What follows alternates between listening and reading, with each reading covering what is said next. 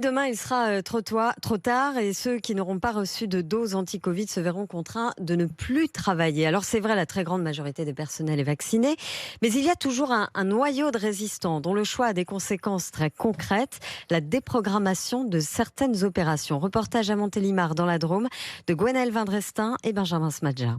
Ici, plusieurs médecins réanimateurs ne sont pas vaccinés. Sur le parvis de l'hôpital, Lise n'est pas sereine. Ce qui m'inquiète, c'est que du coup, je suis enceinte. Apparemment, il y a des anesthésistes qui ne sont pas vaccinés. Si ça pose problème pour une pause de péridurale, ça rajoute un petit stress, on va dire. J'ai un peu du mal à comprendre le fait de mettre, entre guillemets, en danger la vie des patients. Car ces médecins qui ne travailleront plus à partir de demain vont désorganiser l'hôpital. Explication du docteur Henri Haussmann, président de la commission médicale de l'établissement. Il y a pratiquement 4 salles qui vont pas pouvoir tourner normalement. Sur la semaine, ça fait à peu près dans les 150 interventions qui vont être reportées. Et ces reports, il faut les imputer au passage en force du gouvernement sur l'obligation vaccinale. C'est l'explication d'Elsa Ruyère de la CGT de l'hôpital de Montélimar. Ça n'a rien à voir avec le choix du personnel.